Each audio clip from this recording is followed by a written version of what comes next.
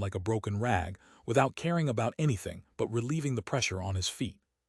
A person could never imagine how horrible the pain of feeling their own skin peeling off and their flesh tearing after being burned by the fire was. Bai Zemin had never in his life experienced such dreadful pain like this, and he never wished to experience it again if possible. He, that's what you get for acting all proud, Lilith teased him mercilessly. Still, she reached over and helped him lean back more comfortably against the wall with careful movements. Leave me alone. Bai Zemin rolled his eyes and grunted. His chest rose and fell as he took deep breaths, fighting the pain he felt. I already owe that woman, and I am truly grateful for her help. Whatever her reasons, the fact is that she helped me in my weakest moment. But I do not wish to owe her anything more. You and that woman have known each other before? Lilith asked as she sat down beside him. No, before the world became this hell, she and I had never interacted and probably never in our lives would have. Bai Zemin closed his eyes and replied quietly, feeling exhausted. Then why do you seem to be so wary of her? Lilith had noticed that while Bai Zemin kept his distance from everyone, he seemed especially guarded against Shangyu and Bing Zhu. While all the men were enchanted with her in some way or another, Bai Zemin was doing his best to stay away, the more the better. This was something that had confused her until now, so she decided to ask around to get to know him better since there seemed to be a backstory. That was the reason why Lilith had thought that they had known each other before. Bai Zemin, exhausted, unconsciously replied, all of you, women, are not a good bird. Lilith was surprised by his words. She wanted to ask him what he meant, but when she looked at him she realized that he had already fallen asleep. The pain was so great that Bai Zemin had immediately fallen asleep as soon as he was in a relatively safe place. After all, he was not only in physical pain. His mind was exhausted beyond words as he had not yet had a proper rest after fighting a battle in which his life was about to end on several occasions. In fact, he was so tired that he didn't even notice what he had said at the end before he fell unconscious. Chapter 24, Magic Grade Treasure. Although it had only been 5 or 6 hours since he had awakened, the battle to the death against the First Order Blazing Beetle, his first enemy who had actually taken a step on the true path of evolution, Bai Zemin felt as tired as a person who had not slept for 2 days in a row. Therefore, after his exhausted mind and aching body forced him to sleep after reaching a relatively safe place, he was not allowed to wake up until the next day. The world had changed drastically. To say that the previous society had completely collapsed was not an exaggeration in the least, and what all the survivors inside the sports center were hoping for was to get out of this place and get back under the protection of the government and the military. Only then could they feel a little more at ease. None of them knew the situation in which the army equipped with modern weapons was in. The reality was that none of them knew the situation of the outside world. However, for the sake of their own mental health, none of them dared to speak words of despair, and even tried not to think of the worst possible situation. When Bai Zemin opened his eyes again, the second day since the beginning of the change had ended, and the third day had officially begun. The rain stopped. He muttered with still slightly sleepy eyes as he concentrated on the noise outside.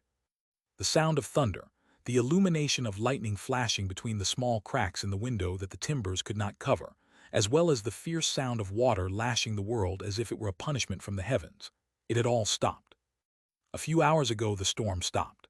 The reason behind the strange weather in this world was because the sleeping Mana could sense the approach of the Soul Record. Now that the Soul Record has finally reached this world, things will slowly return to normal. A soft, charming, playful, but also kind voice sounded a few meters away from him. Looking to his left, Bai Zemin saw an extremely beautiful woman sitting elegantly on a table next to the window that was now no longer being covered by a block of wood. The few rays of sunlight that slipped through the clouds surrounded her, creating a great contrast with her black hair and her dark as night dress.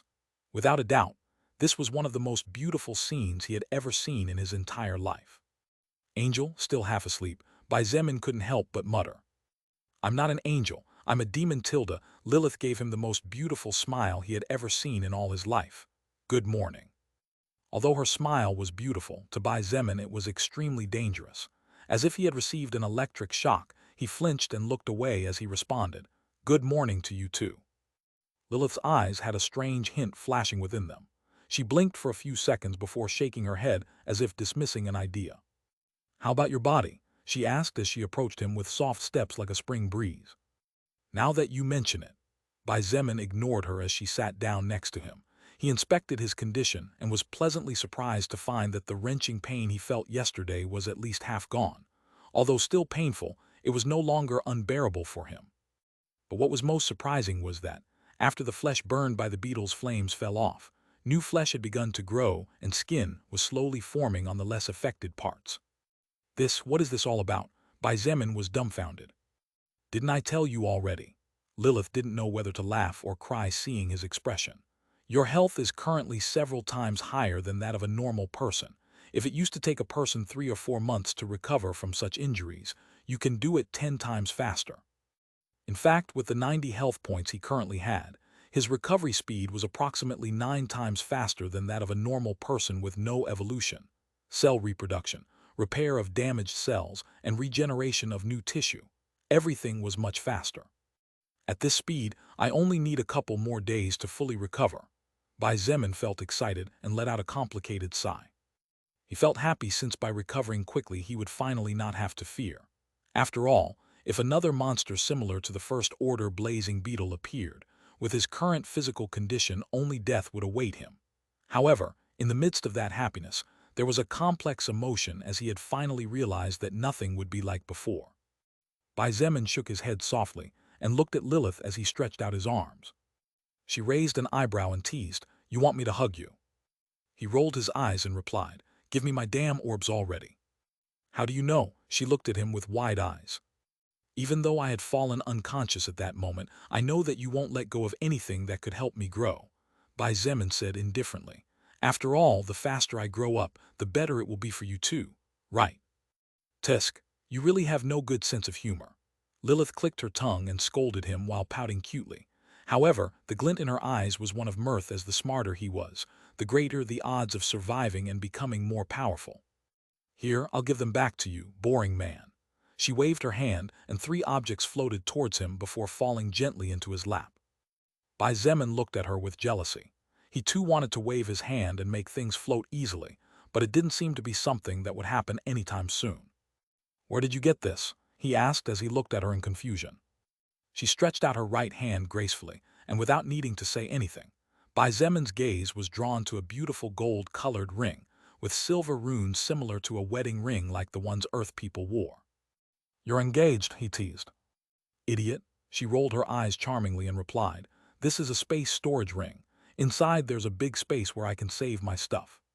"Just like in the novels." Bai Zemin nodded with understanding. "How can I have one of those?" How could he not want one? After all, with a ring like Lilith's, he wouldn't need to carry a backpack everywhere, and his general life would become much simpler in this world. "If you want one with a large spatial size like this, then forget it." Lilith softly shook her head as she casually said, This is a legend-grade treasure. Even for you, it's impossible to acquire something of such a level yet. Oh, Bai Zemin couldn't help but be slightly discouraged. Forget legend treasures, he had yet to even see a magic-grade treasure, and his two strongest and most precious items were only rare grade. But, seeing him depressed, Lilith continued, if you're lucky, you might be able to get one of lesser quality. You can also get a green orb, and maybe, just maybe, if your luck is really high, maybe you can get one. Forget it, I'll make do with what I have for now. Bai Zemin no longer entertained the matter of the ring. Such things seemed too far away from someone like him yet. Turning his attention to the objects in his lap, Bai Zemin's eyes lit up with delight, and all the previous bad thoughts completely disappeared without a trace. The first order blazing beetle had dropped 3 objects. 2 orbs and 1 skill scroll. One of those orbs was orange in color, representing a rare treasure. Surprisingly, the other orb was deep yellow in color. In other words, Bai Zemin had before him an orb that contained a magic-grade treasure. This was his first magic-grade treasure. Although he had just heard something incredible like legend-grade treasures, he had not been discouraged at all since, after seeing how precious his Xuanyuan sword and full coat were, he was definitely looking forward to seeing what this orb before him contained. Chapter 25, the first in the universe's history. Before seeing the contents of the orb, Bai Zemin felt mischievous and anxious, as if he were a small child about to open his Christmas present. However, he fought the desire and turned his attention first to the orange orb. Let's save the best for last, Hea. You're acting like a child, you know that, don't you? Don't distract me. In the midst of light conversation, as if the outside world was still peaceful, and as if the danger of death did not lurk around every corner, Bai Zemin squeezed the orange orb with a bit of strength, and after a flash of light, a new object appeared before him. Honestly, what Bai Zemin was looking forward to was another pair of boots that could replace his previous boots that were destroyed by the flames of the first order blazing beetle. Unfortunately, things didn't always turn out as one expected. Blazing ring, rare treasure, a ring that contains the power of burning fire within it. When equipped, magic plus 10 points. Once per day it can release a flare of fire that can be used to attack or defend. Seeing the deep red ring, Bai Zemin's face turned a little strange. He looked at the beautiful woman a short distance away and slowly asked, Miss Demon Race, what is this all about? What do you mean? Lilith blinked at him and looked at him blankly. What do you mean by what do you mean? Bai Zemin didn't know if she was playing innocent or really didn't understand, therefore he asked patiently, why would a rare orb possess a treasure with magic like this ring? Who said that objects with magic could only come out of magic-grade orbs? Lilith looked at him with amusement and softly explained. While it's true that the chances are low from rare-grade treasure onwards, objects like the ring in your hands can appear. It's similar to the case of my space storage ring. Even an epic treasure can contain one, but its grade will be much lower. The corner of Bai Zemin's mouth twitched severely upon hearing her explanation, and this time it wasn't because of pain. In fact, he had assumed that the magic-grade treasures meant objects capable of releasing magic spells. However, he had apparently misunderstood the name of the ranks, attributing those names to the contents of the orbs. With a much more open mind and much more expectant than before, Bai Zemin turned to the deep yellow orb and crushed it. A bronze-colored light flashed, forcing him to close his eyes for a second. When he felt that the brightness had disappeared, Bai Zemin opened his eyes expectantly and looked at the object in his lap. However, when he saw the appearance of the object, his expression turned a little ugly. A bronze-colored pocket bell lay in his lap. This bell was dented in several places, and there was even a part that had been forcibly torn off or had fallen off due to how old it was. Basically, it looked exactly like a useless bell. However, even though the appearance was extremely ugly, Bai Zemin was never one to judge a book by its cover. Although his expression was not very good, his hopes had not been dashed in the slightest, and he picked up the object to inspect it. Broken bronze bell, magic treasure. An ancient bell that was broken and whose current defensive power is practically non-existent. When worn, it automatically increases magic power and mana by 20 points. Effect: when the user is attacked, the bronze bell automatically releases a shield that protects the user from imminent danger. The amount of damage received affects the duration of the effect, and after exhausting all its energy, it takes 24 hours to recharge its power. Bai Zemin's expression was a bit erratic and difficult to describe. On the one hand, he felt happy, but on the other hand, he felt confused. Practically non-existent defensive power. Well, Just by looking at the appearance of the bronze bell, he didn't expect much but that description. Forget it, 20 magic points and 20 mana points is great. He spoke aloud to himself as if to lift his own mood. Curious, Lilith picked up the broken bell, and green letters flashed in her retina with the object's information. She handed it back to Bai Zemin and assured him, although this bell is broken, and its description says that its defensive power is almost non-existent, in reality, it is probably the best treasure you could ever possibly obtain. Oh, his ears twitched gently and his interest piqued. He looked at her with sparkling eyes waiting for her next words. While the defensive power of this item might not be as strong against evolved beings, against other humans it will be your best ally. Lilith smiled, her eyes glittering strangely. Currently, this world is not especially advanced in technology like other worlds.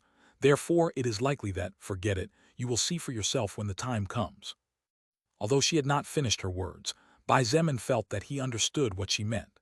His mood lifted once again, and he carefully put away the broken bronze bell in the pocket of his full coat. His life had now acquired another layer of protection, which in this world was more than appreciated. Finally, let's see what this is. Bai Zemin picked up the skill scroll and the information immediately appeared. Elephant Skin, unclassified passive skill level 5, increases stamina by plus 50 points. To say he wasn't a bit disappointed would be a lie considering he was expecting a much stronger skill. However, 50 stamina points was a huge amount of boost to his strength. Even after so many battles and so many upgrades, Bai Zemin's stamina was only 75 points, not counting the extra 5 from his full coat. Moreover, since it was a passive skill and did not take up space among the few available ones he possessed to learn active skills, this skill was welcome.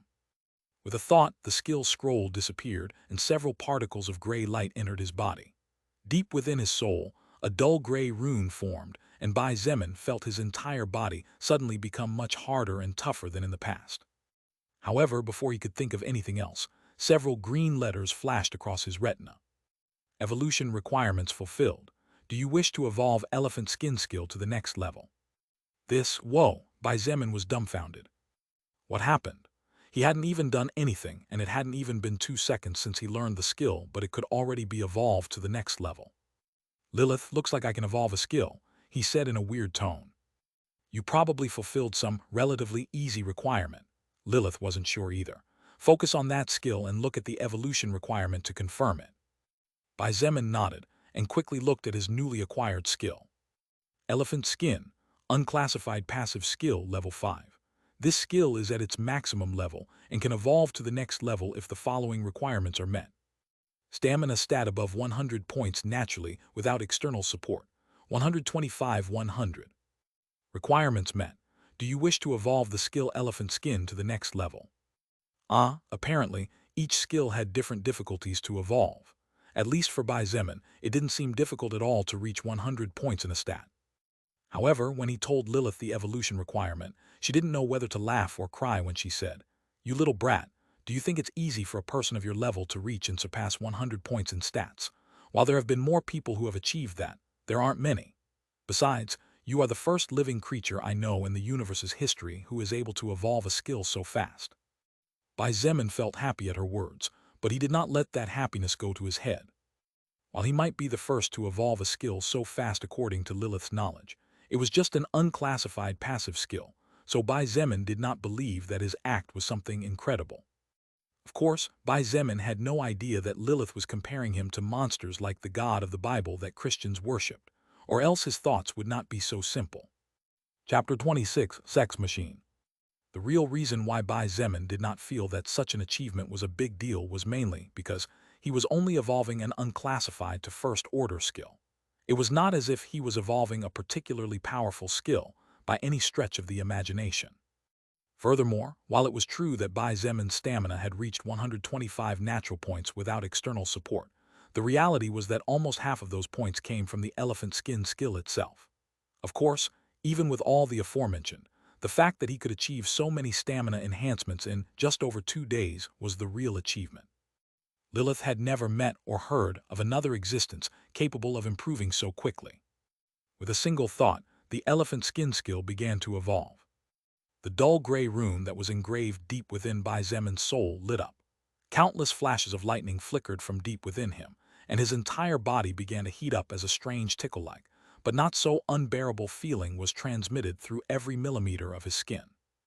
After several minutes, the lightning flashing inside his body receded and was absorbed by the rune from which it came before. However, the once dull gray rune had now become a deep bronze rune. Elephant Skin, Unclassified Passive Skill, Level 5 Right Arrow Bronze Skin, First Order Passive Skill Level 1. Bronze Skin, First Order Passive Skill Level 1. Your skin becomes much tougher than that of any living being on Earth before the awakening of mana. Increases stamina plus 100 points. Bai Zemin was grinning from ear to ear as he looked at his 180 total stamina points. He could feel practically unlimited energy from his body, and the feeling of becoming stronger once again excited him to the point of forgetting about his injuries. You should be careful now that you have such monstrous stamina, Lilith said out of nowhere, dragging Bai Zemin out of his daydream. What, why? He looked at her with some alarm. Could it be that there was really something bad? Maybe it was because his stats were a little off balance. After all, Bai Zemin's stamina stat was his current highest physical stat, and by a wide margin. Maybe the body needed to balance itself somehow. Lilith looked at him with a serious expression and slowly said, "Well, your current stamina is almost 20 times higher than that of a normal man and woman. Imagine what would happen if you suddenly decided to unleash your libido wildly on a woman's body. The poor girl would probably be devastated, Tilda." Bai Zemin's face rotted when he heard her words. She thought he was a sex machine or something like that. With his face as black as coal, Bai Zemin gritted his teeth and bellowed, "I swear I'll kick your ass someday." Halasa. Seeing him gritting his teeth and looking at her as if he wanted to bite her to death, Lilith felt so amused that she started to laugh out loud. This was the first time she thought that a lower existence was so interesting. ////. 3 days later, the 6th day since the mana was awakened by the soul record. During these 3 days, Bai Zemin did not leave the cafeteria and closed the door firmly, isolating himself from the rest of the people. Except for eating and drinking, Bai Zemin's only entertainment was chatting with the beautiful and charming succubus Lilith. Fortunately, due to constant evolutions, his digestive system was no longer as problematic as that of a normal person. In this time, he focused on recovering from his injuries without doing anything else. In addition, to avoid any kind of trouble, Bai Zemin had talked to Chen He and asked him to take all the food out of the cafeteria, leaving only what he needed for himself and a bit for emergencies. This way, he did not have to be in contact with people he did not know and did not trust while he was still injured. Bai Zemin stood up and stomped on the ground several times as if checking something. The wounds on my feet and legs healed completely. He nodded in satisfaction and relief. Now, even if a second monster similar to the First Order blazing beetle appeared, he was confident that at least his chances of victory weren't practically non-existent like when he was injured and unable to move.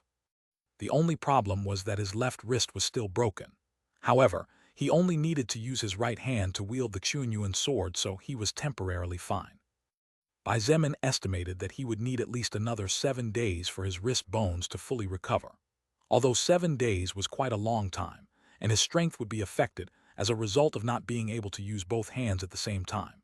This result was already good enough considering that in normal cases, a person would need 2 to 3 months to recover from a bone fracture. Let's see how things are going outside.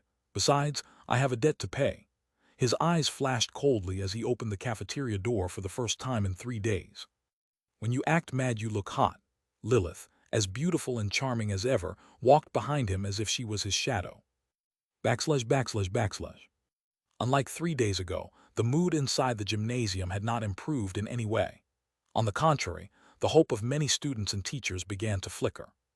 The cold and fever medicines that Bai Zemin had obtained from the pharmacy had already been distributed by Shangyu and Bing Zhu and the help of other teachers.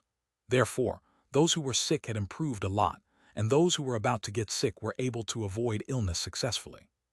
Each one of the survivors had been well fed, and while it was true that the food was no longer as luxurious or extravagant as in the past, at least all of them were able to have 3 meals a day without fail. However, even under such conditions countless times more luxurious than that of who knew how many people who at the moment could only hide in some dark corner without food, the hope of all the survivors in the gym was shaken. The reason? They who were waiting for the arrival of the military army or, at the very least, the support of the police forces, had not yet even heard the sound of a siren. In the gymnasium, there was also a big screen, but there was no news and all the channels were dead. As for the radio, it had also collapsed as well as the phone signal. Bai Zemin caught the erratic eyes of the people, and when they saw him appear walking some sighed in relief that the group's strength was rising, while others had no apparent reaction. However, the most surprised of them was Shangyuan Bingzu. She looked at him, and her beautiful blue eyes had a strange glint in them. "Are your wounds okay now?" she asked with clear surprise in her usually indifferent voice. This shocked Chen He to the marrow of his bones, and his eyes widened in astonishment. In fact, his surprise was no less than when the soul record displayed his status window the first time. She was worried about him, but how could such a thing be possible? Didn't they just meet? Didn't they dislike each other? Chen He's head was full of unanswered questions. While the handsome Chen He looked at Shangyuan Bingzu with surprise and Bai Zemin with caution, he actually did not know that the reason she asked that question was not that she cared about him. It was because she had seen how severe the burns on his feet were. With such dreadful burns, Shangyuan Bingzu had figured that it would at least take him 2 months to walk completely naturally again. After all, Bai Zemin's level was obviously not low. Although he had not said anything and she had not asked, Shangyuan Bingzu was almost 100% sure that that 3-meter-tall beetle had been killed by him. A person capable of killing such a hideous monster could not have a low level. However, what Shangyuan Bingzu did not expect was that only 4 days later, Bai Zemin would appear again as if his previous wounds had never existed. What kind of immortal monster was this? Chapter 27, Bai Zemin's First Chain. "My wounds are fine now. Thank you for asking." Bai Zemin took a moment to look at the faces of the people in front of him before looking at Shangyuan Bingzu and replying. Hearing that he was indeed fine, and confirming it through his natural voice, Shangyuan Bingzu's eyes had a strange glint in them after confirming that his wounds had effectively healed. "I see," she only nodded before looking at Chen He silently. The talented archer understood the intention behind her gaze and slowly began to explain to Bai Zemin the situation. "During the past 3 days when you were recovering, the condition of the sick due to the low temperatures of their bodies improved with the help of the general califaction. Thank you for that." He honestly thanked on behalf of the rest of the survivors. Soon, however, he frowned and continued, "But there is another problem at present." Bai Zemin was not surprised.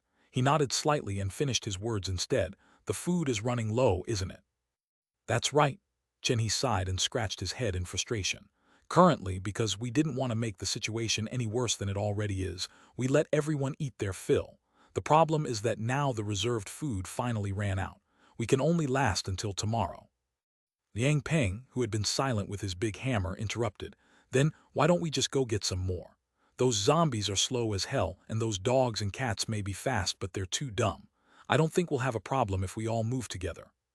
In fact, I'm afraid we have no choice but to go out and forage for food at the university restaurants." Chen He had no choice but to say yes. Food was an indispensable resource that could not be missed. Even the strongest evolvers had no choice but to eat to provide nutrients that the body needed but did not produce naturally. Without food, everyone would weaken to the point where lifting a single finger would be a challenge. Moreover, the chaos resulting from starvation was something no one was willing to let happen. Besides, Kai Jingyi, the same girl who had met Bai Zemin at the beginning of the apocalypse, suddenly seemed to gather the courage to speak. Although she felt a little self-conscious under everyone's gaze, she continued, "If possible, it would also be good if we can get clothes. Actually, since there are male and female changing rooms for showering, hygiene is not much of a problem. However, after almost a week of wearing the same clothes, it is starting to become a bit unbearable." "We will definitely get more clothes." Shangyuan Bingzu was the first to agree as she frowned slightly. Although her clothes were free of dirt stains, and her white dress along with her silver hair made her look like an angel, the truth was that, after not being able to change even once in 6 days, her mood was not the best. The corner of Bai Zemin's mouth twitched a couple of times, but he said nothing. Even he did not feel comfortable with the current situation, not to mention the women who were by nature beings who constantly worried about cleanliness. Seeing that no one disagreed with her words, Kai Jingyi couldn't help but sigh in relief. "By the way," taking advantage of the momentary silence, Bai Zemin looked at Chen He and casually asked, "The army, the government, the police forces, no word on this?" Hearing his question, Liang Peng, Kai Jinhee, and the few teachers present looked at Chen He waiting for his answer. Nothing. Chen He shook his head to no one's surprise. But a bespectacled teacher interrupted with an anxious expression. Young Master Chen, your Chen family is a big family with power in the army and your father a regimental commander. Shouldn't they send someone for you at least?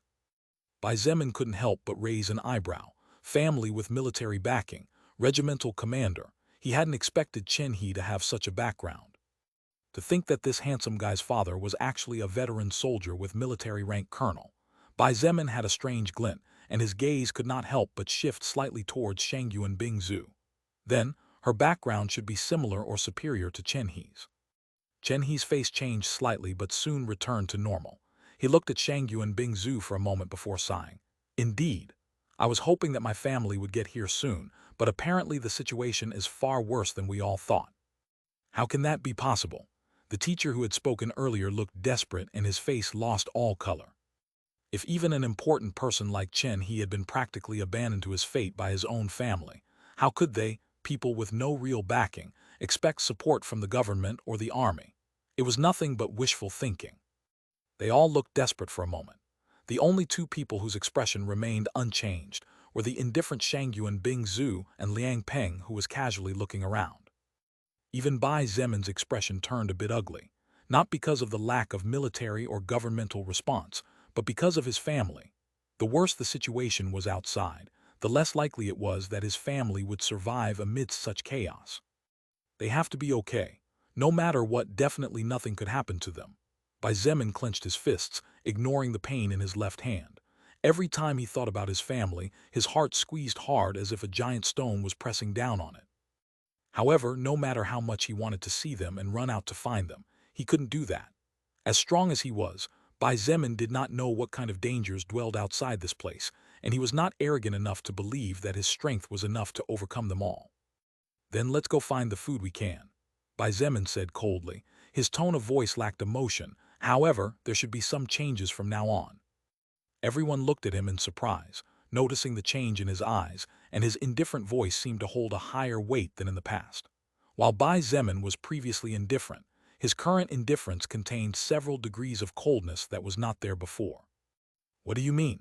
Shangyuan Bingzu furrowed her eyebrows slightly, also secretly surprised by the abrupt change. Bai Zemin looked at her and slowly explained. From now on, those who are unwilling to help in any way will only be able to eat enough to not starve. To be honest, I have no time to waste with leeches here. If no one is willing to move to advance and get out of this damn place, then I will start moving on my own with people who really want to get out of this hellhole.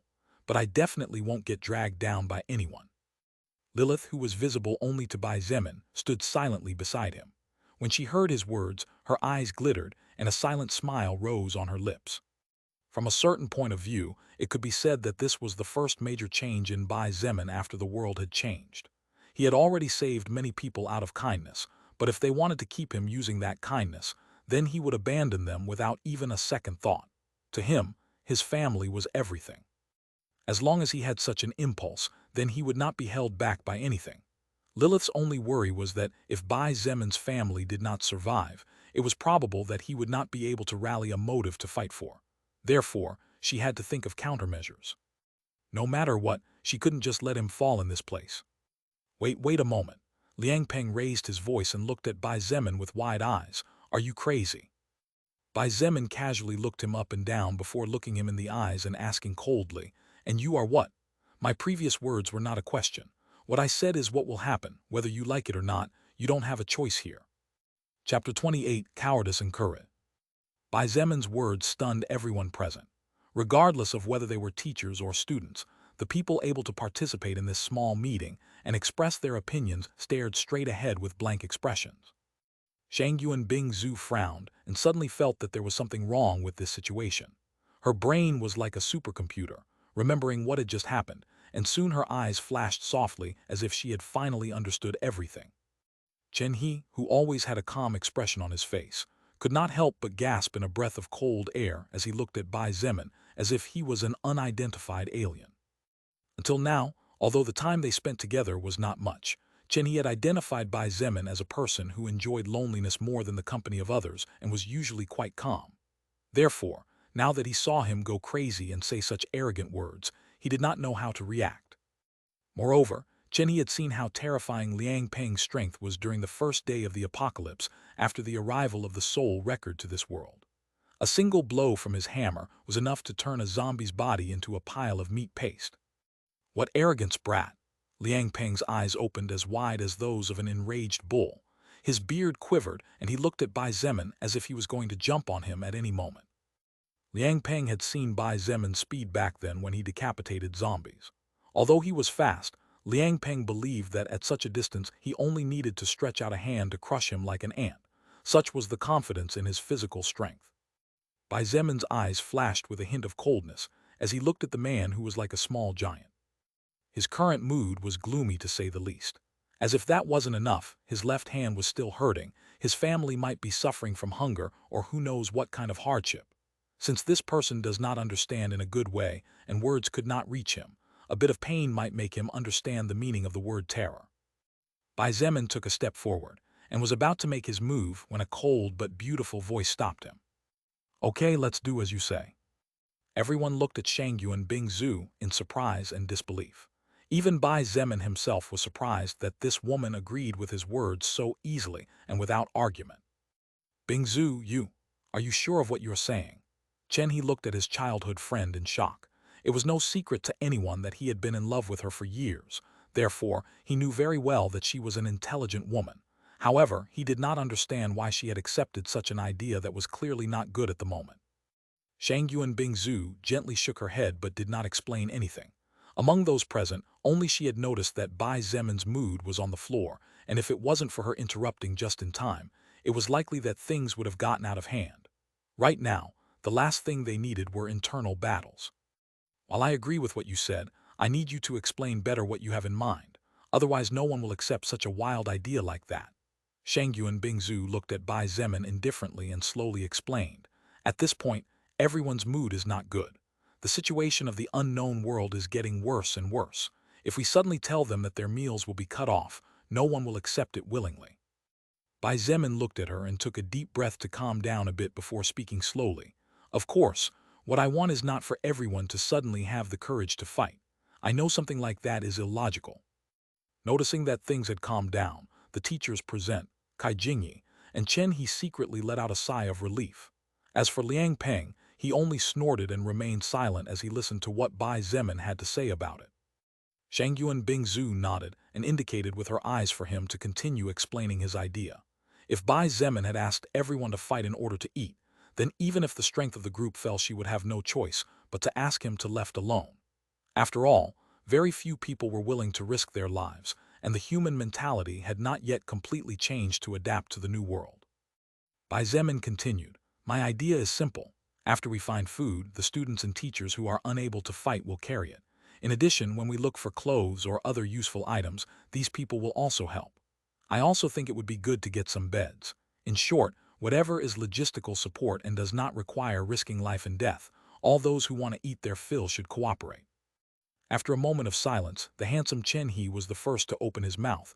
I agree. That idea is good enough. I agree as well. Shangyu and Bingzu finally nodded in perfect accord.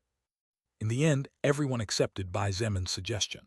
While some of them might not be satisfied, 3 of the 4 fighters in the group had already made up their minds, so those without fighting ability could only accept their fate. When the new rules were announced, many people complained loudly, and some of them even began to curse. However, when Bai Zemin said that those who disagreed and all those who continued to make a fuss should leave the group, all the courage of these people disappeared completely, and no one else was willing to complain for fear to be kicked out of the group. What a joke! As weak as they were, being expelled from the group and the protection of those with real power was no different to courting death. Bai Zemin looked at the more than 100 people present, and an idea flashed in his mind. It was a bit annoying, but in the long run, it might be his best help in finding his loved ones. With this in mind, he stepped forward and said aloud, I know many of you are afraid of being scratched by those zombies, as most of you here have probably seen the aftermath. However, you don't need to be so scared. Those zombies are even slower than a normal person like you, so imagine how slow they are for people like me and everyone else who have leveled up by absorbing the enemy's soul power. The eyes of several people had a strange glint in them upon hearing this. Indeed, zombies were slow, and if one was careful, even a normal person could kill a zombie. However, it was not easy to overcome the fear, let alone knowing that zombies were not the only danger. But Bai Zemin's next words changed things. I will personally hunt zombies, cut off their legs and arms, even crush their jaws. You just need to have the courage to pick up a weapon and finish them off to gain soul power and level up. People began to murmur and stare at each other as they argued amongst themselves. Clearly, there were many tempted by the offer. After all, without their hands, legs, and without their teeth, the zombies were nothing to fear. None of them were really willing to die, and there were many of them who didn't want to do more embarrassing jobs for fear of fighting. However, at the end of the day, fear was one of the strongest human emotions. After a minute, no one stood up and everyone was silent. While Bai Zemin's words were tempting, no one was willing to risk their lives just like that. Even if the zombies were incapacitated by him, there were still terrifying insects and other horrible beasts that could emerge from anywhere at any time. Asking them to pick up a weapon to fight after living almost 20 years or more in a peaceful society under the protection of rules, laws, and their parents was no different than asking them to walk naked down the street in broad daylight. It might sound easy, but no one in their right mind was willing to do something like that. However, these people forgot that sense had already disappeared and that the mentality of the past no longer applied in this new world. Unfortunately, by the time many of them realized this fact, it would be too late to regret it. Liang Peng folded his arms and looked at the scene with a mocking expression. Chen He was casual, unconcerned about what was happening in front of him. Shang Yuan Bingzu had a strange glint in her eyes and looked at the women present, seemingly thinking about something. Since you are unwilling, then you can continue to be trash for the rest of your lives. Bai Zemin looked at the crowd coldly and snorted. However, just when he was about to turn around and leave, a soft voice took him by surprise. I'll go with you. Bai Zemin looked to the side and saw the pretty but normally shy and fearful Kai Jingyi looking at him with a serious expression. She gritted her teeth softly and continued, "Please let me go with you to kill zombies." Kai Jingyi was a smart woman and knew that although they were currently being protected, if a problem that Shang Yuan Bingzu, Chen He, Liang Peng, or Bai Zemin could not solve arose, just by having strength of her own, her chances of surviving in this world would be higher. Otherwise, it was only a matter of time before she would die for some reason or another. When a rock fell on a silent lake, waves always appeared no matter how small they were. Let me come with you, I want to kill zombies too. A young man around 19 years old, wearing glasses and whose body was thin, stood up and took a step forward. I also want to level up. Let me go with you, please. Another young man in his 20s stood up and looked at Bai Zemin with determination. I'll go with you. A pretty female student with some freckles also stood up while gritting her teeth. Although her body shivered with fear, she still decided to step forward. Only 4 of them, huh? It will do for now. Bai Zemin thought silently, and a smile raised softly on his face as his eyes scanned the 4 people who had the courage to step forward. Sometimes, human beings just needed a little push to dare to do things they normally would have never even thought to do. Chapter 29, Fu Zufeng. There are even 2 women here who had the courage to stand up, but you, who call yourselves men, don't have the courage to take a step forward. Bai Zemin looked at the male students and even the male teachers with undisguised disdain. Hearing his words, all the men on the scene who did not dare to step forward blushed so much that it seemed like all the blood in their bodies had rushed up to their heads. However, none of them dared to look him back, and of course, none of them dared to step forward. On the other hand, the 2 male students who had the courage to step forward could not help but straighten their backs a little more. Even the glasses-wearing and slightly skinny student had more courage than men with bulky bodies. Bai Zemin no longer wasted his time with these people. They themselves would soon regret the opportunity they had just missed. Is it all right with you guys if we go out to look for food now? Bai Zemin looked at the other 3 leaders and asked. Fine with me. Chen He nodded and picked up his bow as he looked at the woman beside him. Shang Yuan Bingzu simply stood up and walked towards the exit without saying anything. As for Liang Peng, he just snorted as he picked up his hammer and followed the other 2 without saying a word, clearly still upset about what had happened earlier. Bai Zemin looked at the 4 people who decided to follow him and slowly said, "You 4 follow me. You don't need to carry anything, but you should mentally prepare yourselves for what's coming." The 4 nodded quickly, indicating that they understood. Seeing this, Bai Zemin turned around and walked out with the 4 students behind him. Everyone, please follow closely behind President Shang Yuan's group and the rest. I hope we all contribute a little bit of each other to improve everyone's lives. Teacher Jia Jiao clapped her hands and tried to raise everyone's spirits. /////. The group led by Bai Zemin, Chen He, Shang Yuan Bingzu, and Liang Peng walked slowly and with looks full of precaution as they escorted over 20 male and female students. Taking out over 100 people and protecting them all was an incredibly difficult task to accomplish. After all, unknown dangers lurked around every corner, and slow zombies were the least of the worries of people who had been absorbing the enemy soul power and constantly leveling up. But the danger of high-level mutated animals or evolved insects was much higher, and was something that even they dared not take easily. Therefore, to prevent unnecessary losses and to make the job simpler for themselves, the 4 of them had decided to bring a few more than 20 people to carry the food on this occasion. Of course, the pretty and shy freshman, Kai Jingyi, had registered all the people who were willing to go out and work, but did not have the opportunity this time. These people could eat freely and would be mobilized in the near future. As for those who were not willing to work, they could only eat what was necessary to not starve. The world had changed, and the old rules no longer applied. Slowly but surely, there would be necessary changes that would be implemented over time.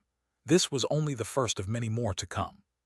The 4 evolved people were divided into 4 parts, each protecting one side of the rhombus in which the more than 20 people were enclosed. Liang Peng, whose strength was monstrous, was in charge of the front.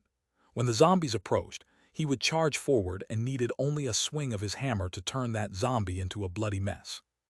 Although his hunting method scared many students, the reality was that it worked well. Shang Yuan Bingzu, whose ability to control ice and move it at will was incredibly strong, was in charge of protecting the right of the diamond. Whenever a zombie came too close, an ice spike would appear above its head and pierce its brain silently. Shang Yuan Bingzu's hunting method was extremely beautiful. Not even a drop of blood fell to the ground, and the ice fragments floating in the air were extremely charming. Not even a single zombie managed to show any signs of breaking through her defenses. Chen He, who was at the back of the group, was probably the most relaxed person at the moment. His right hand was holding an arrow, and his left hand was tightly gripping his bow. When a zombie escaped Liang Peng's range due to his normal speed, Chen He casually shot an arrow, and the walking corpse fell to the ground with a wound on its forehead. Bai Zemin, who was in charge of protecting the left side of the group, silently looked on as a zombie slowly crawled out of a building dragging its feet and approached towards the group. They really are slow. He couldn't help but shook his head softly. After so many upgrades to his agility stat, zombies were like moving turtles from his point of view. However, although to Bai Zemin they were slow and not much of a challenge, from the point of view of the other survivors, they were extremely terrifying creatures. When they saw the zombie's dead eyes and the amount of bloody wounds on its body, as well as its yellowish teeth full of human flesh or any other living thing stuck in between, it didn't matter if it was male or female, they all shuddered in terror. Many of them even began to sob silently. In fact, the sound that could be heard most in the group was the restrained cries of the people. They, who had been living safely for 6 days without having to see such creatures, were again forced to remember that the present world was no longer the world they knew. Who wants to go first? Bai Zemin looked at Kai Jingyi and the other 3 students as he spoke in a deep voice. I'll hunt them down for you. You just need to give them the final strike and enjoy the benefits, easy. Don't let me be disappointed. Opportunities like this won't always come. Although the 4 of them gathered the courage to move forward at that time, when facing the zombie face to face, it was natural to feel fear. Therefore, after several seconds, none of them spoke. Just as Bai Zemin's face was beginning to turn ugly, one of the students slowly raised his hand and in a trembling voice asked, let me do it first. It was a bit of a surprise for Bai Zemin to see that the first person was actually the thin student with glasses. This guy was average in every aspect, and his body was even weaker than that of a normal young adult without evolving through soul power absorption. However, his courage was commendable. What's your name? Bai Zemin looked at him for a moment and asked. It's Fu Zufeng, the glasses-wearing student quickly announced, his eyes looking at the zombie that was slowly but surely approaching, and though his weak body quivered in fear, he took a step forward and asked in a low voice, Big Brother Bai, I wonder if I can ask you something. Oh, Bai Zemin narrowed his eyes. He was already doing everything he possibly could, but this person wanted more. However, he didn't immediately burst out and asked slowly, "Tell me, what is it about?" Fu Zufeng took a deep breath and, while looking at the zombie, said words that surprised Bai Zemin. "I hope you will lend me your sword and let me kill that zombie with my own hands. No help, just me." Although his voice was quite low, the group was not big, therefore many heard his request. Most looked at him in shock and disbelief, others looked at him with indifference, and others looked at him with pity as if they were already looking at a dead man. "You're as thin as a bamboo pole, but you want to show off." Many of the men who had been mocked by Bai Zemin's words felt that they could finally vent the bad smell and secretly sneered. "Okay, since you have so much resolve and courage, you can do it all by yourself." Bai Zemin's eyes flashed strangely, and without another word, he handed the Xuanyuan sword to Fu Zufeng silently. This, incredible. Fu Zufeng immediately felt the huge boost of strength rushing through his body after the sword ringed by strange runes touched his hands. He, who was always considered the weakest, at this moment felt that he could break the bones of even the strongest student. Under the surprised and scared gaze of many, Fu Zufeng took a deep breath, and while observing the zombie less than 10 meters away, he tightened his grip on the wielding hilt of the sword. Although his strength stat had gone up dramatically thanks to the treasure in his hands, all of his remaining stats were even below average and average at best. Besides, the fact that one scratch was all he needed to receive for his life to be over was something he knew perfectly well. Nevertheless, Fu Zufeng gritted his teeth until his lingual gums bled before stepping forward. Bai Zemin watched all this with flashing eyes.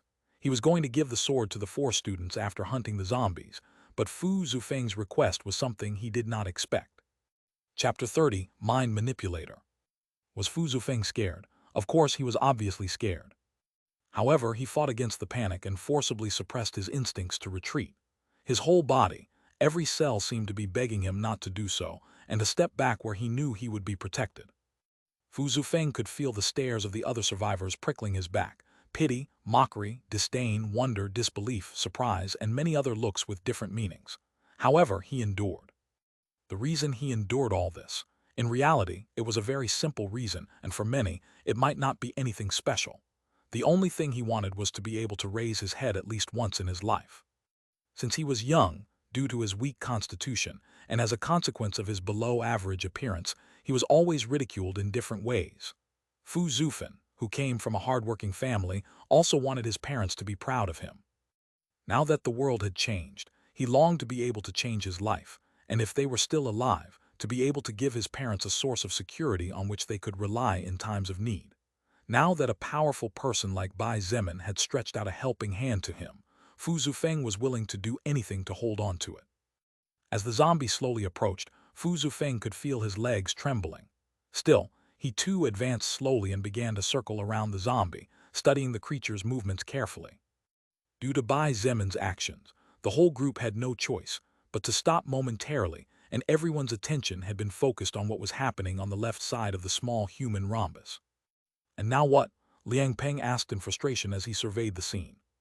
He didn't know whether to laugh or cry when he saw Bai Zemin's reckless actions. His move practically forced everyone to stop in a place where they could be attacked at any moment.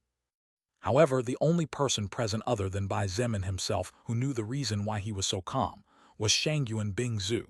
She, who had practically saved his life 3 days ago, knew that very close to this place was the battlefield where the huge beetle lay dead.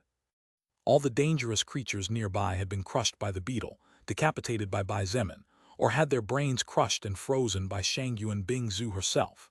Therefore, the only temporary danger was some straggling zombies that definitely did not reach 100. After nearly 2 minutes of circling the zombie, Fu Zufeng finally calmed down a bit and realized that Bai Zemin's words were completely true. These apocalyptic creatures were incredibly slow. Suddenly, Fu Zufeng dashed to the right, causing the zombie to slowly start turning around. However, his previous move was just a feint and he quickly moved to the left, confusing the zombie for a moment. Fu Zufeng raised his sword high in the air and slashed down with all his might, shouting to shake off his fears. Unfortunately, he couldn't concentrate due to his fear, so the sword sliced off one of the zombie's arms instead of falling on its head. However, he was not sad or disappointed. On the contrary, he was delighted, because he had finally realized that as long as he was a little careful, these mindless zombies were not as dangerous as he thought. Taking advantage of the zombie's weakened side due to the loss of a limb, Fu Zufeng silently slipped behind the zombie, and with a strong slash without much skill, he easily hacked off the infected creature's head. You have acquired the soul power of normal zombie level 3, stamina +3. You have leveled up to level 2. You have received 2 status points to distribute freely. As the zombie's body fell forward and blood stained the ground, Fu Zufeng was surprised when several green letters flashed in his retina. In the end, the 19-year-old was so shocked that he stood there in a daze. Congratulations on officially entering the path of evolution. Bai Zemin's voice snapped him out of his surprise. He looked at him and asked, I did. Bai Zemin didn't know whether to laugh or cry seeing the guy's dumbfounded face. In a serious voice he said, if it wasn't you who did it, then who was it? I did it, ha ha ha, I finally killed my first zombie. Fu Zufeng shouted without caring whether he attracted another monster or not. Bai Zemin simply looked at him but did not stop him. This guy was not only expressing his joy, but he was also shouting to shake off the lingering fear that still remained in him.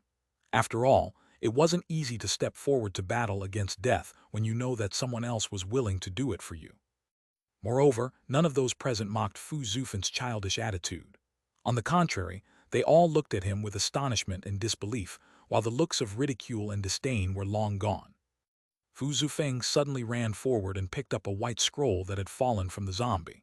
Although he hesitated for a moment after knowing what it was, he gritted his teeth and walked toward Bai Zemin as he said, Big brother Bai, this skill, I give it to you. You give it to me. Bai Zemin picked up the scroll in a daze. He definitely did not expect this move. Stealth First Order Active Skill Level 1 erases your presence to some extent while weakening your body's smell and the sound of your heart. It costs 10 mana points to activate and takes 4 stamina points per minute to keep activated. After deactivation, it has a cooldown time of 20 minutes. I give it to you. You use it. Bai Zemin handed the scroll back to him and shook his head. He looked at him with appreciation and said, Anyway, I never thought of taking what rightfully belonged to you. However, I like grateful people like you. I just hope you can continue to be like that and not get carried away by the emotion of the moment. Don't worry, Big Brother Bai. Although my family may be poor, my parents taught me values. Favor with favor is repaid, and this favor is so great that I will never forget it. Fu Zufeng clenched the skill scroll tightly and looked at Bai Zemin with eyes brimming with gratitude. Not only had Bai Zemin given him the courage he needed to fight, but he also spoke to him with respect and had even allowed him to keep a supernatural skill like the one in his hands. In this world where the strong devoured and fed on the weak, a skill, as useless as it seemed, was no different than possessing another life-saving source in times of need. Go get some rest for now. Also, I advise you to add your status points to agility and stamina. That way, with your stealth skill, you could become a terrific assassin. Bai Zemin gently patted his shoulder and advised honestly. Without hesitation, Fu Zufeng wished to learn the skill just as Bai Zemin had told him. Then, he silently handed the sword back to him before returning to the crowd with his back straight.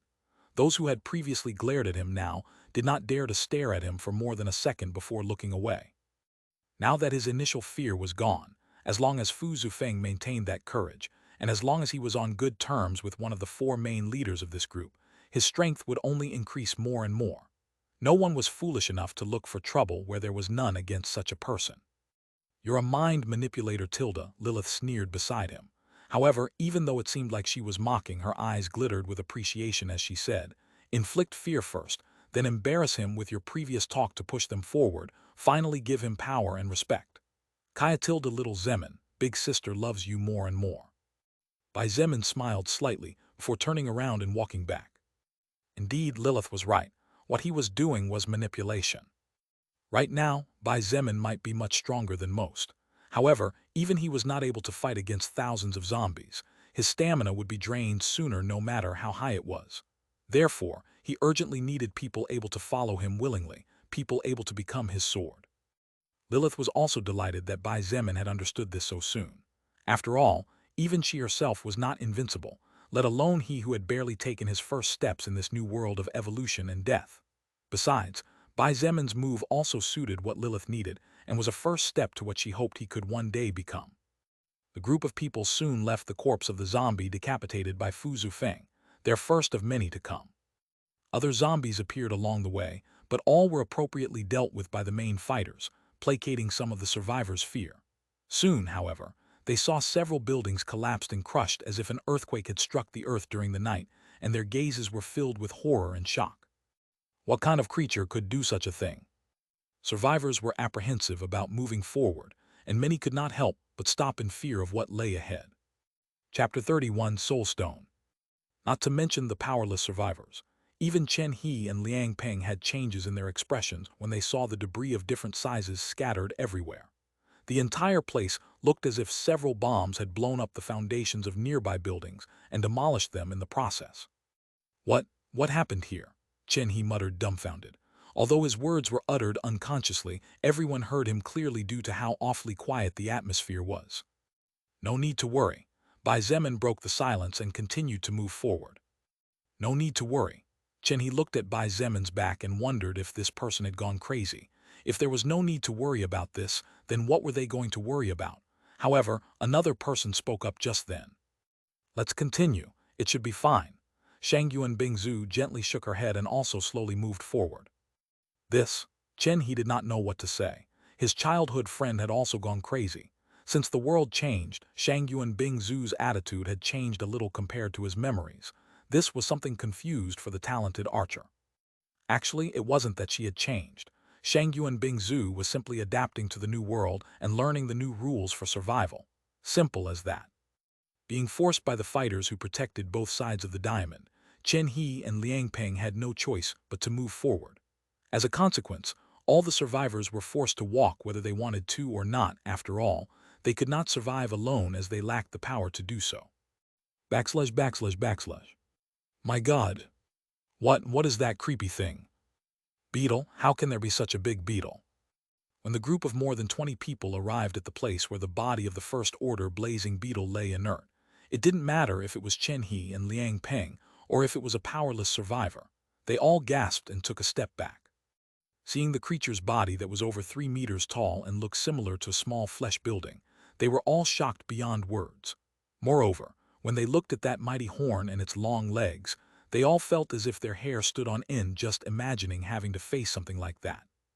What other monster could have been able to kill this terrifying beast? Liang Peng couldn't help but slowly reach out and touch the elephant beetle's shell, only to be surprised to realize that it felt like he was touching cold metal. Apparently the monster that fought this elephant beetle cut off a large part of its head. Chen He noticed a large amount of dried blood running down the creature's slashed neck and quickly came to the conclusion. Shangyuan Bingzu simply stood silently as she stared at the giant beetle. Only she knew that the cause of all this was probably the man who was even younger than her, and the person who had had the least interaction with the rest of the group. I wonder if the big monster that defeated this First Order beetle is also a monster in bed. Lilith joked as she listened to the human's conversation. She would never miss a chance to tease him as she loved his reactions. As for the monster that had ended the life of the First Order blazing beetle, Bai Zemin, he almost spits out 2 liters of old blood when he heard the words of the beautiful succubus beside him. This woman really didn't know when to give up. Bai Zemin secretly gritted his teeth, trying not to imagine wild scenes.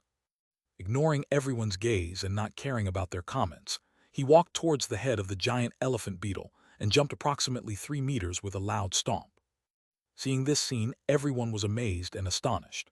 A 3-meter-high jump was something that in the past would be taken as superhuman, but now it was happening before their very eyes. Fu Zufeng clenched his fists tightly as he secretly vowed to become powerful enough to perform such feats. Kai Jingyi and the other 2 students also had resolute looks in their eyes, further reinforcing the idea of becoming stronger. Are you sure it's here? Bai Zemin whispered softly as he approached the giant beetle's forehead. Little Zemin, are you doubting the older sister? Lilith folded her arms, emphasizing her already big attributes even more. Cough. Bai Zemin quickly turned his gaze away as he secretly cursed her. Without further ado and under everyone's confused gaze, Bai Zemin wielded the Chunyuan sword and using the tip easily pierced the beetle's flesh. He cut several centimeters deep until he reached about half a meter before finally stopping.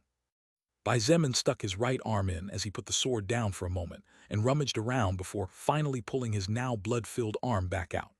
However, His attention was on the dark yellow rock the size of a baby's fist in his hands. The rock was not perfect and had many imperfections in it. However, its glow was extremely enchanting. That's a first-order soul stone fire element. Lilith nodded and slowly explained. I had previously overlooked it as it is not valuable to me, but to the current you, it is. Soul stones are used to evolve skills, boost the power of spells cast from the same element, and can even boost treasures as long as you find a person with the blacksmith class and enough ability. In short, soul stones have many other uses that you will slowly learn about.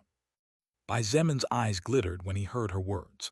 Such a treasure had almost been overlooked, and fortunately Lilith remembered it, or else he would have no tears to cry later. The more time passed, the more he realized how valuable the help that Lilith was giving him was. While he could learn all of this on his own as time went by, the truth was that it was an extremely big advantage in the beginning. Without saying a word, Bai Zemin took out a plastic bag from his backpack and carefully put away the first-order soul stone before putting it back into his backpack. Then, he took out an empty bottle and began to draw blood from the beetle. He had not forgotten the requirements to evolve his blood manipulation skill to second order.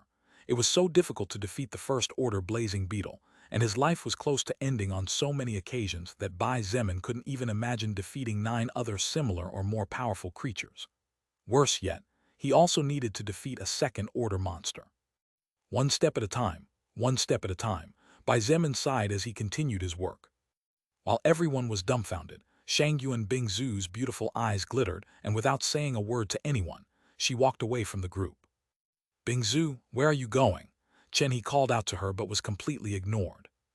A few seconds later, and just when Bai Zemin had finished filling several bottles of blood just in case, Shangyuan Bingzu came back walking like an ice goddess. That woman is smart, Lilith praised as she looked at the silver-haired woman. She went back to look for the body of the mutated dog that was frozen to death 3 days ago to obtain its soul stone. What those creatures have too, Bai Zemin was dumbfounded. Not all of them. Lilith shook her head and slowly explained. Even evolved creatures don't necessarily form a soul stone. Besides, the value of an unranked creature is far less valuable than a soul stone from an officially evolved creature. But still, it's valuable to you. F***CK its mother. Looks like I should go find the mantis corpse when I get the opportunity. Bai Zemin sighed, and after washing his hands with some water, he climbed down from the giant beetle's body. Bang! Suddenly a bang sound forced Bai Zemin to look in that direction, and when he saw the scene his face became a little strange. Not only he had that strange reaction, Chen He, the rest of the survivors, and even the cold and indifferent Shangyuan Bingzu had strange looks plastered on their faces. Lilith looked at the scene with a touch of amusement as well, waiting to see what would happen next. Chapter 32, Bai Zemin's Strength. No one knew exactly how it happened as everyone's attention was completely fixed on the mysterious actions of Bai Zemin and the disappearance and appearance of Shangyuan Bingzu. However, at this moment, the little giant Liang Peng was lying on the ground, sitting on his butt while looking at the giant beetle in surprise. What happened? Shangyuan Bingzu broke the awkward silence and asked with a small frown. Liang Peng didn't answer her and instead jumped off the ground as he shouted loudly, "Damn it! This beetle's shell is so hard that even with my strength and hammer I can't break it." Those survivors who were enduring the urge to laugh when they saw Liang Peng on the ground turned pale when they heard this. Liang Peng had been unconsciously considered as the person with the most physical strength in the whole group because of his huge hammer and the ease with which he wielded it.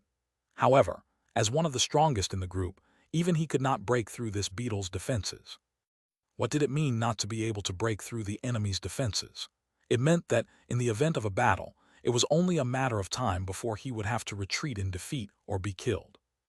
Then, if a creature on the level of this giant beetle appeared, Liang Peng might have a chance to flee. However, they were all weak people with average stats. If they were left to their fate, it would only be a matter of time before they died miserably. Many young female students could not help but burst into tears again, realizing how dangerous the world was now and how little life was worth. That big man looks like he graduated from a fool's college. Lilith couldn't help but giggle softly as she played with her hair. Bai Zemin frowned slightly at the growing fear of the survivors. At this rate, all his plans would fly out the window before they were even put into action. After hesitating for a moment, Bai Zemin slowly walked towards Liang Peng and stretched out his right hand as he calmly said, Can you lend me your hammer for a moment? What do you want it for? Liang Peng looked at him suspiciously. His impression of Bai Zemin was not very good at this point after what happened earlier in the gymnasium. Just to see if I can break through the beetle's defenses. Don't worry, I'll get it back to you right away. Bai Zemin looked at him seriously and assured him.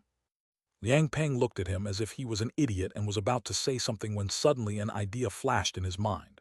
With a strange smile, he raised his hammer and handed it to Bai Zemin. Here. Thank you. Bai Zemin nodded and stretched his hand forward.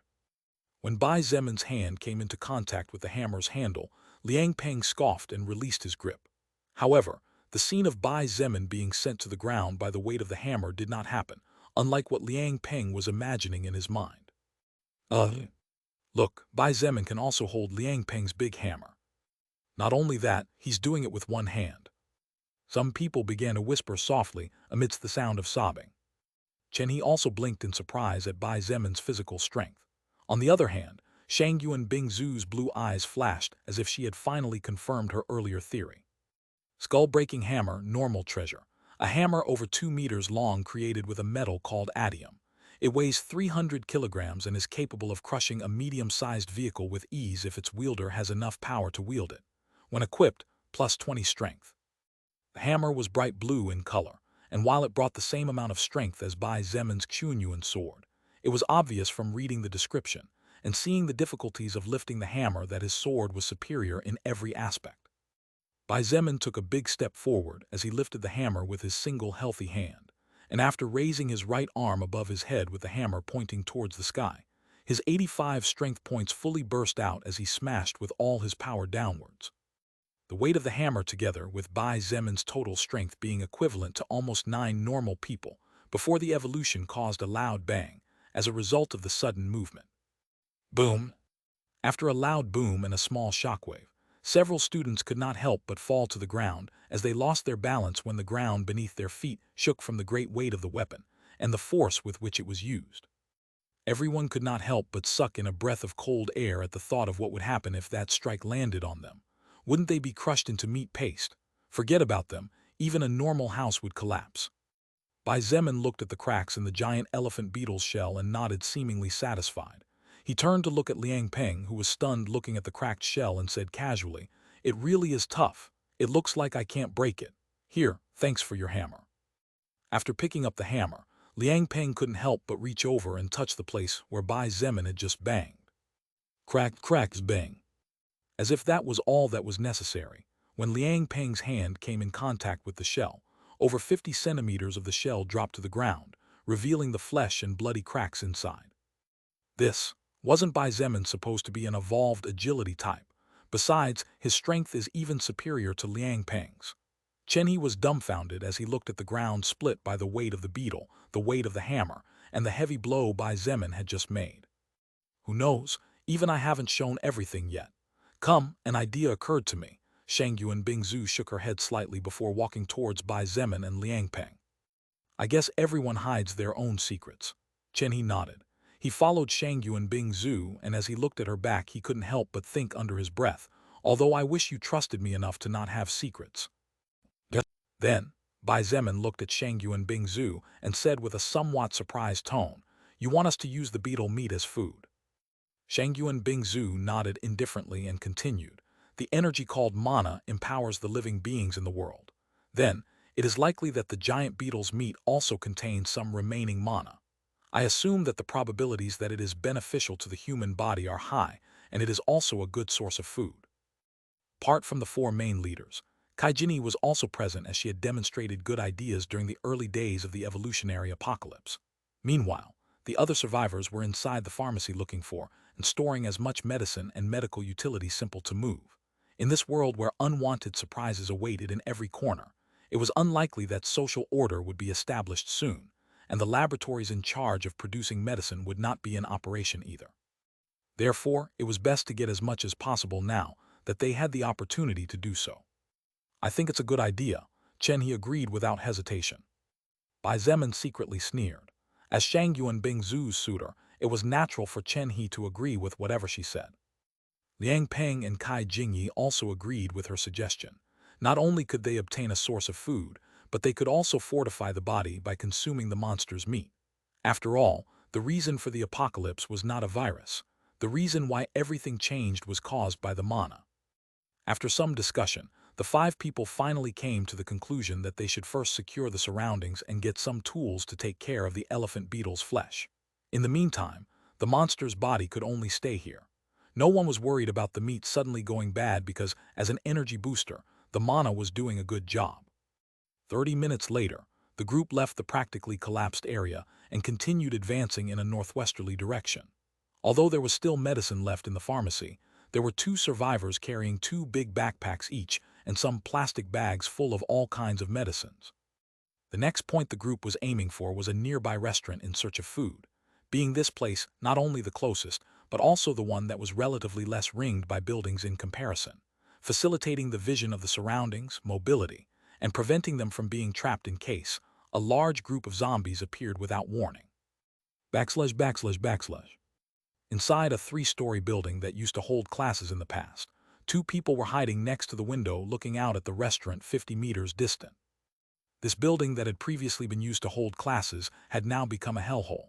Blood stains were everywhere, tables and chairs turned carelessly over, doors broken.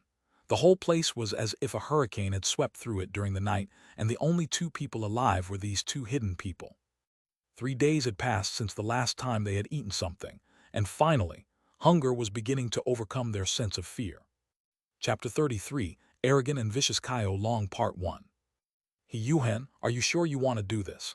Asked one of the 2 surviving students hiding in the building. Su Fen, do we have any other choice? He Yuhen, a tall and fit young man in his 20s, replied helplessly. It's been almost 72 hours since I last tasted a bite and my stomach roars as if a monster is hiding inside. If we don't take the risk now to get some food, when our energy runs out it will be difficult to even move a single muscle. Su Fen's face was filled with helplessness. When had he ever had to go through such suffering? Going hungry was something he had never expected to happen to him. In the past, if he wanted something to eat, a call to a restaurant or a visit to a food center was all he needed to satiate himself. But now all this had disappeared so abruptly that it was hard to digest it all casually. I knew it. If we had stayed with the group, none of this. Don't say any more. Su Fen was muttering some reproachful words when He Yuhen's voice stopped him with a shout that startled him. He Yuhen didn't seem to care if the zombies or some other creature had heard his scream as he looked at his fellow survivor with eyes full of fury as he growled. You want to go back to that place? What for? Do you want to become Kaio Long's bitch? Su Fen's face turned purple when he heard this, and his heart filled with regret after remembering everything Kaio Long had done during the 3 days they were in his group. Po. He Yuhen spat on the ground as he cursed. I'd rather starve to death or be eaten by a zombie than stay with that wild dog surnamed Kaio. It had only been 3 days, but his humanity was already eaten by beasts. Hey, look over there. Su Fen suddenly interrupted his companion and quickly tugged at his clothes to urge him to look out of the window. With a face full of anger, grief, and helplessness, He Yuhen forced himself to calm down and peeked his head out of the window. However, what he saw shocked him greatly, and he could not suck in a breath of cold air. Who are these people? Are they still human or are they ghosts? ////. The group of more than 20 survivors led by Shangyuan Bingzhu, Chen He, Liang Peng, and Bai Zemin finally arrived at the nearby street where the restaurant they aimed for this time was located. The walk was slow due to the survivors' fear, so it had been another 10 minutes since they left the place where the first order blazing beetle's corpse lay. How will we do it? Bai Zemin asked casually as he looked at the surrounding 200-plus zombies. It's impossible to avoid a confrontation against them. Chen He surveyed the surroundings before pointing. I think the best idea is to let me lure them out slowly. That way we can annihilate them all much easier after splitting them into smaller groups. Because there were few buildings nearby, the zombies were quite scattered if compared to other places, and the odds of being ambushed by a creature were much lower as well. However, the downside was that, due to the lack of buildings when one zombie was alerted, the others would also notice the nearby life force, and they would start moving in that direction. I get your idea, though. Wouldn't it be easier if we just move forward and crush them all? Liang Peng couldn't help but point out. Shangyuan Bingzhu looked at him as if he was an idiot. However, she nodded to express her agreement. Underestimating the zombies is not good. but I also feel that it would be easier to simply charge in and finish them off with a single strike to avoid attracting too much attention for too long. Anyway, with the strength of our group, a few hundred zombies shouldn't be any problem. Although Shangyuan Bingzu did not agree with Liang Peng's attitude of underestimating the enemy, she also felt that there was no need to give them importance when they did not deserve it. It was precisely for this reason that she accepted the proposal of the man with the hammer. Then let's get it over with. Bai Zemin didn't even wait for the others and charged forward like a whirlwind. In less than 3 seconds he had already closed a distance of several meters and found himself in front of the first zombie. His right hand shook gently, and the Chunyuan sword flashed with sharp light for a split second. In the next instant, the zombie's head flew up and created a beautiful arc in the sky as red blood spurted out like a fountain. However, Bai Zemin had already left that place a long time ago, so he could not even smell the scent of blood, let alone see it. You have acquired level 4 normal zombie soul power. You have acquired level 3 normal zombie soul power. You have acquired level 4 normal zombie soul power. Even after losing his velocity boots during his battle against the First Order Blazing Beetle, Bai Zemin's agility was still far superior to that of a normal person and most evolved people. With 76 agility points and being almost 8 times faster than a normal person, Bai Zemin's current speed had reached a point where he could move at approximately 100 kilometers per hour. Unlike most automobiles that needed some time at first to get up to speed, making use of his 85 strength points to push himself with his legs, Bai Zemin could reach a speed of 100 kilometers per hour in just 1 second. His body flickered through the crowd of zombies at astonishing speeds, while small explosions sounded every time one of his legs stomped the ground to propel himself forward. In less than 5 seconds, 10 zombies had fallen to the ground decapitated, and their blood was slowly beginning to accumulate. No matter how many times I see it, that speed is insane. Chen He couldn't help but force a smile as he looked at the ongoing massacre. Was the help of the 3 of them even necessary here to begin with? Let's go, Shangyuan Bingzu said indifferently as she took a step forward. Her body moved like an ice butterfly, and although her speed was not as high as Bai Zemin's, she was definitely not slow, as even Chen He and Liang Peng were quickly left behind. With a smooth wave of her hand, 10 small ice bullets appeared out of nowhere, and with another smooth movement gracefully, the 10 ice bullets silently pierced the heads of 10 zombies almost at the same time. Although Shangyuan Bingzu might not be as fast or as strong as Bai Zemin, since these 2 stats of hers were lower than his, her crowd fighting ability was actually much more efficient.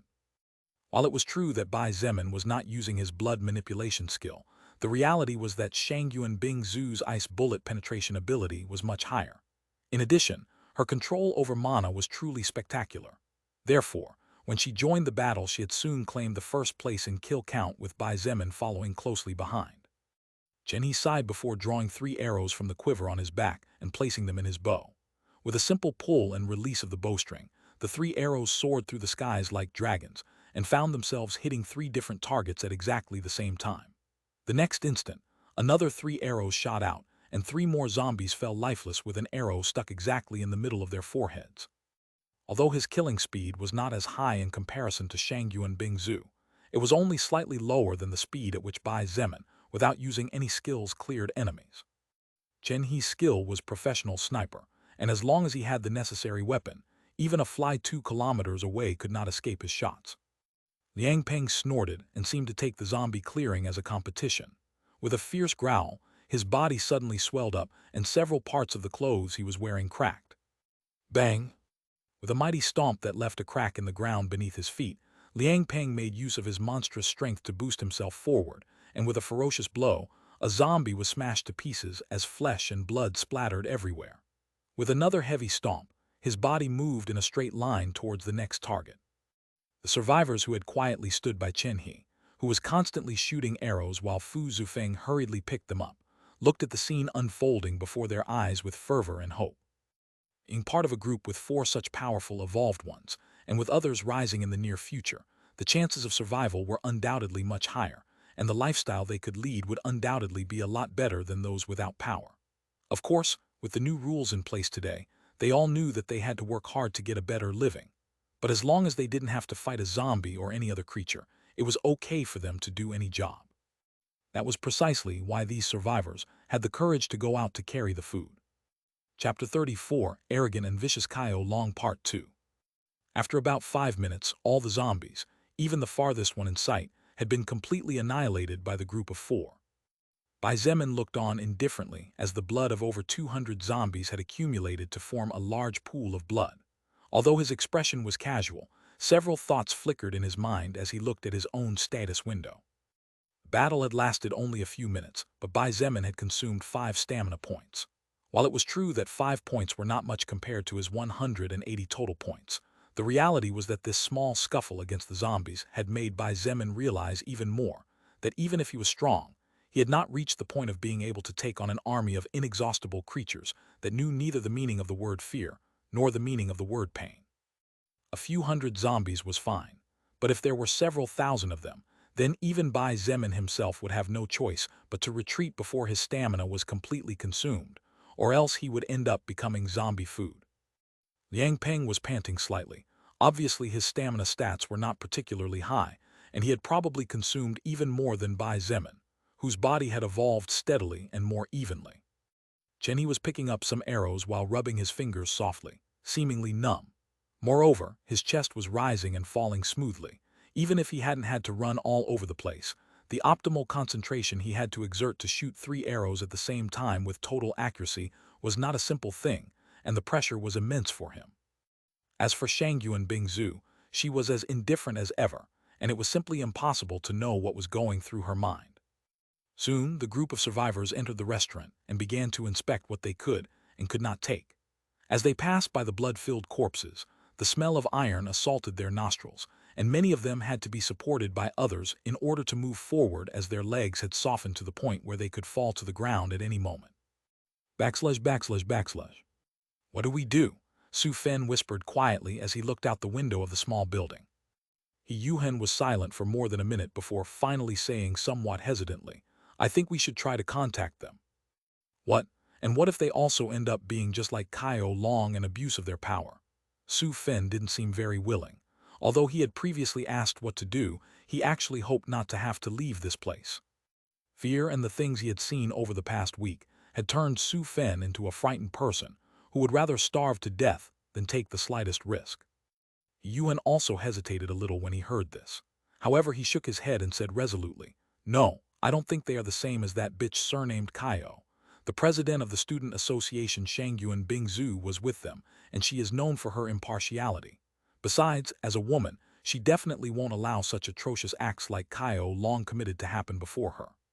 Su Fen could not help but nod. He had also recognized Shangyuan Bingzu among the survivors. She was an extremely strong and capable fighter with the ability to create ice at will and control it as if it was something she had been doing all her life. Considering that Shangyuan Bingzu was known to be extremely righteous in her decisions in the past, Su Fen believed that she would not turn into a beast with human skin so soon. Besides, if we don't go with them, we'll die like starving dogs here. Worse yet, a zombie might appear at night and eat us without us noticing.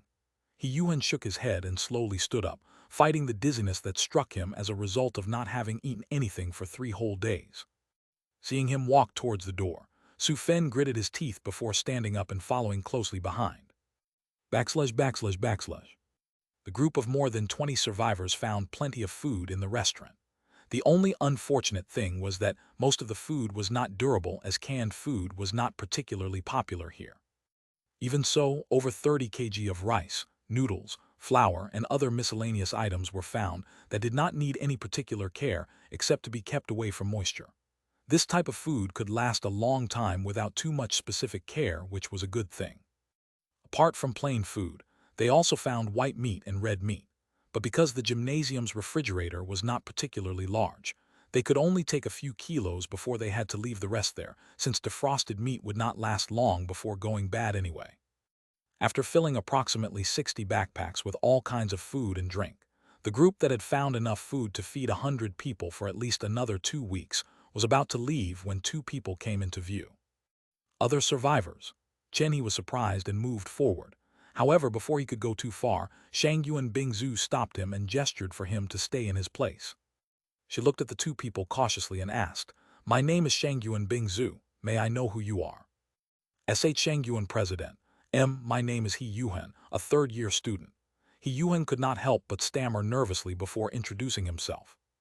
However, the other young man did not introduce himself, and instead stared dazedly at Shangyuan Bingzu with wide eyes. What a beautiful woman! Su Fen had never had the opportunity to see Shangyuan Bingzu up close, and this was the first time such an opportunity had come his way. However, when he saw how beautiful she was, he could not help but be stupefied to the point where his brain seemed to have stopped working. Her cold face was like that of an ice angel, and the curves of her body were so lovely that even her dress could not fully cover them. Su Fen felt all the lack of energy he felt before disappear just by seeing her. Shangyuan Bingzu couldn't help but furrow her eyebrows slightly, and a look of disgust flashed in her eyes. Although she was already used to such looks, such impudence to stare at her undisguisedly was still unbearable. "Hey, didn't anyone teach you politeness?" A cold voice snapped Su Fen out of his daze, and he was startled when he saw Chen He staring at him with icy coldness. Bai Zemin secretly raised an eyebrow. To think that this handsome and kind guy was actually capable of speaking in that tone and giving that kind of look. Interesting, he thought. "I'm sorry." Su Fen blushed fiercely and quickly apologized before introducing himself. The atmosphere became extremely awkward after what happened earlier, and after the introduction of the two newcomers, everyone fell silent. So, Bai Zemin broke the silence as he looked at the two men around his own age and questioned, "What do you guys want? Join our group." Yuhan's eyes lit up and he nodded hurriedly. "That's right, we would like to join your group. Although we can't fight, doing jobs like carrying food should be easy." Yuhan was a smart guy. Previously, he had seen how the survivors worked with the food while the 4 fighters and 3 other people did nothing. Therefore, he had come to the conclusion that this was a group with certain tactical rules. "That's good," Bai Zemin nodded with a small smile. "As long as you are not leeches, you guys are welcome." "Even if they are leeches, we can't just let them die casually," Shangyuan Bingzu pointed out. Bai Zemin looked at her briefly before saying lightly, "Well, you'll have to give them some of your food in that case. Personally, I am not anyone's father here. This group was formed to survive and live better, not to drag burdens." "Aren't your words a bit rude?" Chen He couldn't help but frown. To him, Shangyuan Bingzu was the most important person in the world, even more than his family. Therefore, he always cared about everything related to her. "He," Bai Zemin chuckled before looking at him with a touch of sympathy as he said, "Let me see how far you go with your kind-hearted mentality. When your kindness and hesitation become an obstacle, your life will not be the only thing in danger." Saying that, Bai Zemin's gaze momentarily paused on the silver-haired woman before turning his attention away from this pair of strange friends. Shangyuan Bingzu looked at Chen He and then looked at Bai Zemin, who looked casual. She sighed in her heart. While it was true that Bai Zemin's words were not pleasant to listen to and Chen He was helping her, the reality was that in this new world Bai Zemin's words were far more logical. Moreover, while Chen He's personality was almost perfect, this was in the world before the soul record came to this planet. In this new era, such a personality would only attract troubles. It was just that for her it was not simple to abandon people. She was raised in a very powerful government family, and Shangyuan Bingzu felt it was her responsibility to protect others, when in fact it was not. Chapter 35, Arrogant and Vicious Kaio Long Part 3, Last. While Yuhan and Su Fen looked at the people who were apparently the leaders, upon more careful observation they realized that the union of this group was not particularly good. In fact, Yuhan had subtly noticed that except for Shangyuan Bingzu and Chen He, both famous people on campus, the guy with the sword whose name was unknown to them, and the leader of the team in charge of maintaining guard Liangpeng were not particularly close to any person present. Bai Zemin did not bother too much with useless introductions. While these people claimed to be able to do some jobs without danger, what he lacked most now were fighters. As for the matter of Chen He didn't even think about it for a second before forgetting that. Shangyuan Bingzu saw that Chen He's expression had turned a little ugly. As for Bai Zemin's expression, he was so indifferent that he seemed to be competing with her. Not wanting the group to have more problems than they already had, she looked at the 2 foreigners and asked suspiciously, "You two, would you mind telling me how you were able to survive for a whole week? Not only are you not evolved people who absorbed soul power from the soul record, neither are there any particularly safe places here to casually rest for 6 days without food." Bai Zemin's ears twitched softly upon hearing this, and he focused his attention on the 2 people again. If it wasn't for Shangyuan Bingzu's sharp mind, he really wouldn't have cared about something as small as that. but now he really was curious. Besides, he was still hoping to get information about the person who had conspired against him 3 days ago. While Bai Zemin was recovering from his most severe wounds, Lilith had told him that a man who did not belong to the group he was part of had lured many zombies to surround him after he finished his battle to the death against the First Order Blazing Beetle. Back then, if not for Shangyuan Bingzu's timely appearance, Bai Zemin might have actually died in that place. It was precisely for this reason that his attitude towards her had become slightly more tolerant, as he knew he was in debt. Bai Zemin was always a person who remembered favors, but he also remembered enmities. In the past, a person close to him betrayed him in the cruelest way. As revenge, when Bai Zemin recovered from his depression, he secretly sneaked into that person's bedroom and broke his legs as well as his arms with a metal pipe during the night. How could he forget about someone who intended to turn him into zombie food? Although Bai Zemin did not expect to find such a person from the mouths of these people, pleasant surprises still happened even in hell. Yuhan's eyes flashed with anger, reproach, sadness, and many complex emotions when he heard Shangyuan Bingzu's question. In a low voice, he began to narrate the events that he and Su Fen had witnessed the first few days that the world changed. Before everything became chaotic, Yuhan was escorting his girlfriend back to the women's dormitory after they had been together most of the day when the storm broke out without warning. Not long after, Yuhan felt as if he had been punched in the stomach, forcing him to stop his steps in his tracks as he knelt on the ground. The pain only lasted a few seconds, however. When he looked to his side, he was shocked and startled to realize that his pretty girlfriend was standing under the rain in a daze. Yuhan tried to call out to her, but when he saw her dying white eyes, he was so frightened that he couldn't help but turn away. It was then that chaos erupted. Being the closest building, Yuhan ran to the female dormitory and locked himself in a room before sealing the entrance with anything useful. A day later, the door was broken down by a good-looking, strong-muscled man named Kaio Long. Kaio Long was a person who had trained hard in some kind of martial arts since childhood, so he somehow managed to kill several zombies, absorb soul power, and evolve.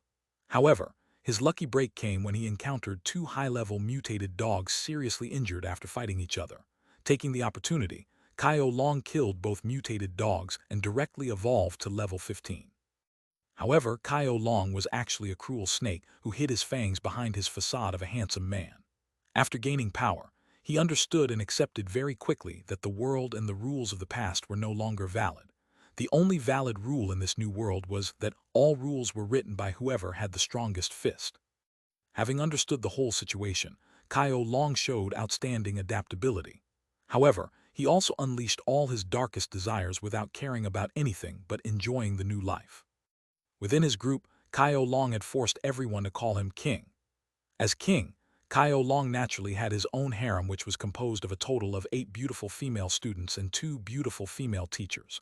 Among these 10 women, only 4 of them were happy as they could eat the best food and have the backing of someone strong, but the other 6 were unwilling. Unfortunately, these women were weak, and Kaio Long simply forced himself on them. Kaio Long not only forced the women to serve him, but also ate the best food and enjoyed the best treatment available within the group of survivors he had rescued. This had naturally aroused the discontent of many people, for which a group consisting of 5 hot-blooded students stood up to confront him. Too bad, these warm-blooded students were just normal people. How could 5 normal human beings even compare to Kaio Long, who was not only versed in martial arts, but had even absorbed a vast amount of soul power higher than his own? Kaio Long broke the legs of the 5 male students and threw them into a group of zombies, while laughing loudly as he watched them crawl with their hands, and the slow zombies chased after them at similar speeds. In the end, due to the zombies' infinite stamina, the 5 students were eaten alive when they exhausted all their strength. After this event, no one dared to oppose Kaio Long anymore, and he has been living a life of debauchery and uncontrolled while the rest were living the life of cats and dogs. After finishing narrating the story, Yuhan explained that the reason why he and Su Fen managed to flee was because 3 days ago Kaio Long had returned frightened for some reason and vented all his fear having physical relations with several of his imperial concubines. Making use of this opportunity, they both fled during the night. When the group of survivors heard about Kaio Long's actions, most of them could not help but suck in a breath of cold air. The women shuddered in terror at the thought of leading a life worse than death, and their eyes were filled with pain at the suffering those people were experiencing. Yuhan's words also served to make everyone realize how fortunate they were. After all, while the group had its own problems, at least everyone was relatively decent, and the four strongest leaders kept their sanity seemingly intact. Even the lecherous Liang Peng had not forced anyone to do anything obscene. Suddenly, the temperature of the place seemed to drop several degrees all at once, and the survivors could not help but recoil as they looked at the beautiful and usually indifferent Shangyuan Bing Zhu with surprise and trepidation. Even Bai Zemin, Chen He, and Liang Peng had to move several steps away as they looked at her with different reactions. A part of the ground under her feet had frozen completely, while her eyes seemed to burn with fire as she looked at He Yuhan. Very slowly, she uttered word by word, "You, lead me to the place where Kaio Long is." Her voice was as cold as millennial ice that had been cut off from all warmth and seemed to have forgotten all about emotions.